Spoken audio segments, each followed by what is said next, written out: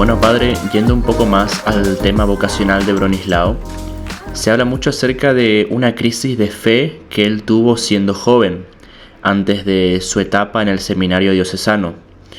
Si podría contarnos un poco acerca de ese episodio, de ese acontecimiento, que sería muy importante también para su vida. Sí, él tuvo, como todos los jóvenes en la edad de los estudios, digamos, secundarios, tuvo una crisis porque había un profesor de filosofía que trataba de combatir un poco las ideas religiosas.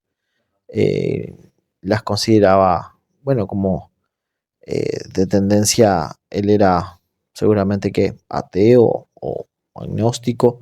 Entonces todo lo religioso él como que detestaba, ¿no? Entonces trataba de que a los jóvenes también, como era su profesor y los jóvenes lo tenían que escuchar, ¿verdad? Algunos ponían más atención, otros no. Bueno, este influyó mucho las lecciones que este profesor daba en la fe de Bronislao. Él no perdió la fe, ¿sí? ¿Tambaleó mucho su fe? Sí, tambaleó. Pero gracias a la lectura, porque Bronislao siempre de chiquito era un niño que le gustaba leer mucho. De hecho, se subía a un árbol, a veces se quedaba ahí leyendo en el árbol como un espacio de lectura así tranquilo, ¿no?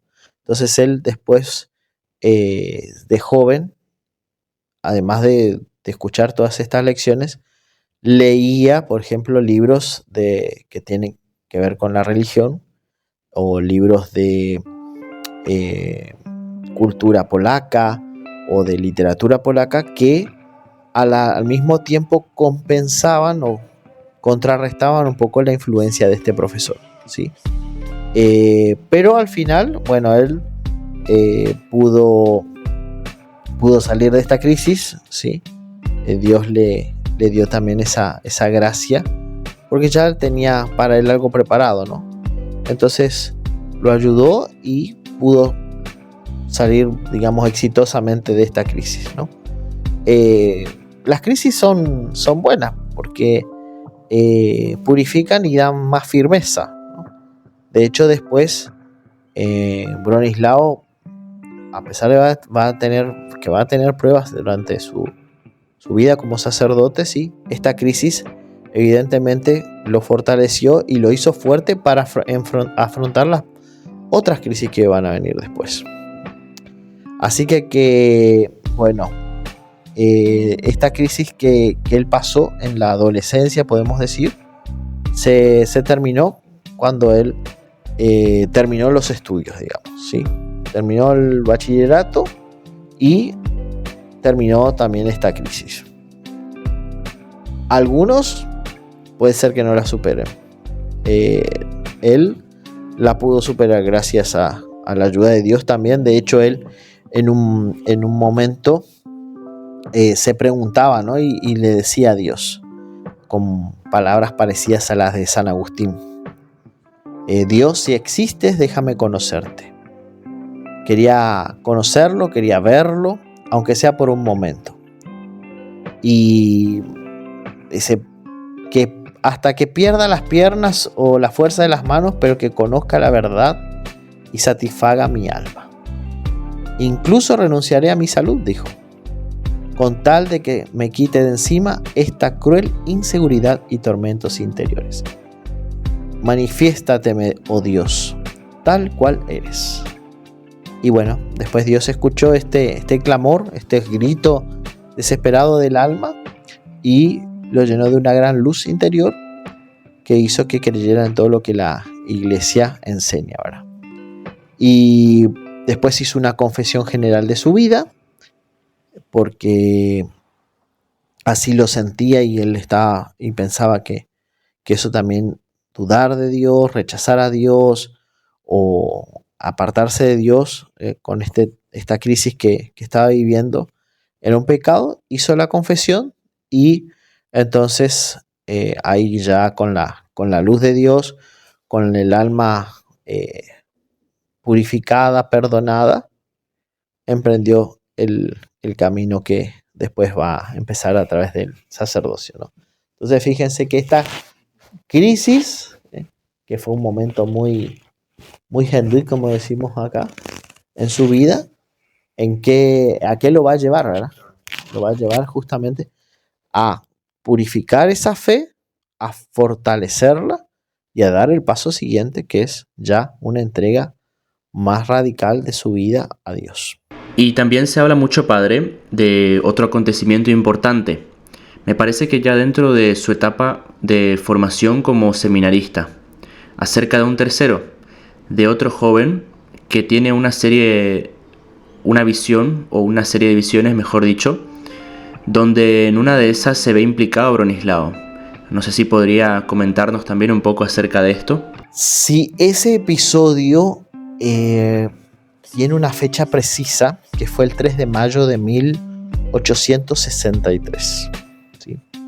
En ese 3 de mayo de 1863, él todavía no había terminado el bachillerato.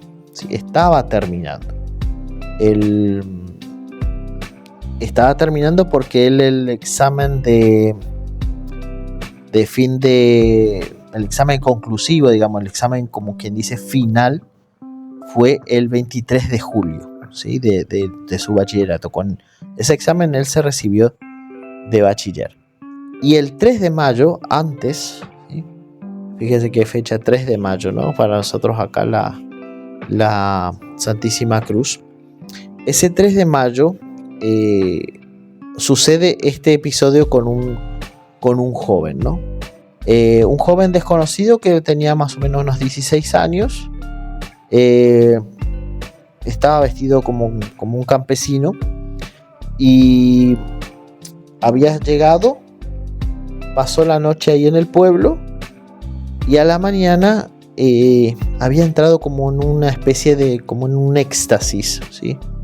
Y como su cara resplandecía, se notaba como que había un brillo en su cara, ¿no? Como que una luz había llegado y había empezado a profetizar, ¿sí? Por ahí Bronislaw en algún momento dice que podría haber sido el ángel de Polonia. Y en esta profecía era una profecía un poco compleja, porque la profecía hablaba de una guerra universal, donde estaban implicadas millones y millones de personas, donde había miseria, hambre, ruinas de ciudades y demás, gente vagando, hambrienta por todos lados. Y de esa profecía, después de pintar esa situación, habla también de un sacerdote que nace en un lugar determinado, se ordena y va a hacer su misión, su ministerio sacerdotal, va a ser muy fecundo en medio de todas estas necesidades que van a que van a haber producto de esta guerra, ¿no? Y va a recoger a muchos niños huérfanos, ¿sí? Y recogiendo los niños, después van a venir las casas, va a fundar una asociación, va a haber diferentes acciones, no solamente en un lugar, sino en diferentes partes de Polonia. Y este episodio Bronislao lo va a tener presente y recordarlo en una de sus obras que se llama Una batalla sin sangre o Una lucha sin sangre, ¿no? Bueno, y esta profecía, podemos decir, bueno, la Primera y la Segunda Guerra Mundial. Bueno, son guerras que el beato Bronislao no vivió porque murió antes, ¿sí? En 1912. Entonces, pero si hablamos de la misión del sacerdote, entonces sí coincide con lo que Bronislao va a hacer después, ¿verdad? Después de su preparación como diocesano y la experiencia salesiana, retorna a Polonia y va a fundar estas casas y estos niños, va a recoger estos niños, ¿no? Bueno, ese episodio Después de eso, él rinde el examen y tiene su tiempito de vacaciones, que normalmente es julio-agosto. En septiembre él presenta su carta para entrar al seminario y una semana después recibe la aceptación y empieza sus estudios en la diócesis de Přemysl. Y ahí va a tener 4 años de preparación, porque en ese tiempo así era la preparación, era más breve de lo que hoy, por ejemplo, tenemos acá en Paraguay. Él hizo el seminario desde el año 1864 a 1867. Entonces, bueno, durante este tiempo de estudios teológicos, él va a tener unas muy buenas notas, porque va a tener excelente y muy bueno. Podríamos decir 4, 4,5, 5. Un promedio entre 4 y 5, ¿sí? En algunas materias muy bien, en otras excelente. O sea, era un buen estudiante, no sé. Sí.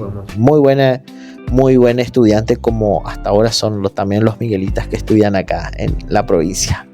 Heredaron del fundador esta faceta de dedicarse bien al estudio teológico. Pero él dice, cuando él va al seminario, ¿no?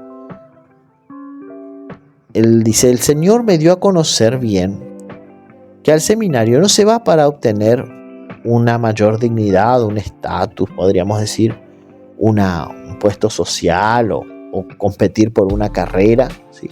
O para ganar bien, sino que se va para prepararse uno a deberes duros y servicios onerosos, ¿sí? Entonces, deberes duros por todo lo que hay que cumplir y servicios onerosos porque uno no recibe o no va a recibir la paga que ese trabajo implica, ¿no? Porque uno no es un profesional, ¿sí? Uno va al seminario y se hace sacerdote justamente no como para vivir una vida profesional y cobrar, ¿verdad? Un sueldo y demás, sino para un servicio, ¿sí? Porque es una vocación, no es una profesión, es ser sacerdote. Y no me acuerdo, padre, si lo mencionó, ¿a qué edad él entró en el seminario? Él entró en el 63, así que él tenía 21 años.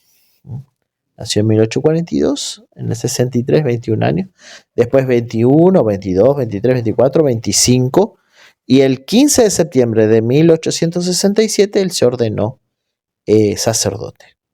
15 de septiembre de 1867.